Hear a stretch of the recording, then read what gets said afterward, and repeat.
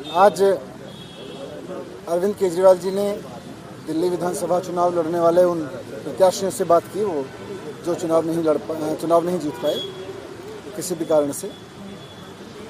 उन्होंने उनका हौसला बढ़ाया और सब लोगों ने बहुत अच्छे से चुनाव लड़ा। एक ऐसे समय में जब पूरी की पूरी मशीनरी, पैसा, शराब, इस सब का खुला खेल चल रहा था, इसके दुरुपयोग का खुला खेल चल रहा था, चुनाव आयोग के नियमों की, चुनाव आचार संहिता की खुलेआम धज्जियां उड़ाई जा रही थीं। उस सब के बीच इन कैंडिडेट्स ने बहुत शानदार चुनाव लड़ा। ये अपने आप में एक बहुत बड़ा काम था जिसको सब लोगों ने मिलकर लड़ा, कार्यकर्ताओं ने मिलकर लड़ा।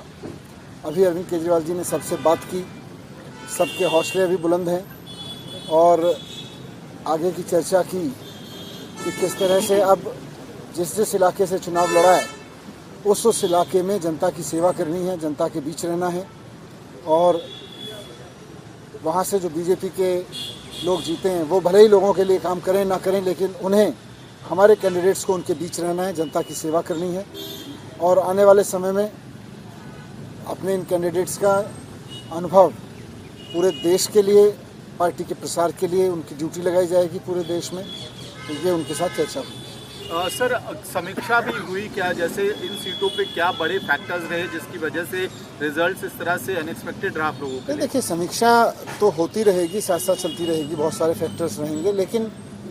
जैसा मैंने कहा कि ऐसे समय में जब खुल के पैसे बांटे जा रहे थे, जूते साड़ियाँ बांटे जा रही थीं, शराब बांटी जा रही थी, खुल के मशीनरी का दुरुपयोग हो रहा था, वैसे में चुनाव लड़ना कोई आसान काम नहीं था। यह इस सारे तंत्र ने इस चुनाव को जिस तरह का बना दिया था, उस सब के बीच में सब लोगों ने बहुत अच्छा चुनाव लड़ा और जो भी कारण रहे लेकिन सक्सेसफुल नहीं हुए। लेकिन अब सभी लोगों को अरविंद केजरीवाल जी ने कहा है कि जो लोग हारे हैं वो भी अपने अपने क्षेत्रों में जनता के बीच रहेंगे, जनता के मुद्दे उठाएंगे, जनता की सेवा करेंगे और जैसे भी मन पड़ेगा उनको भी इतने सारे लोगों ने सपोर्ट किया है, हज़ारों लाखों लोगों ने सपोर्ट किया है, जैसे भी बन पड़ेगा जनता की सेवा करेंगे और देश भर में पार्टी के लिए काम करेंगे।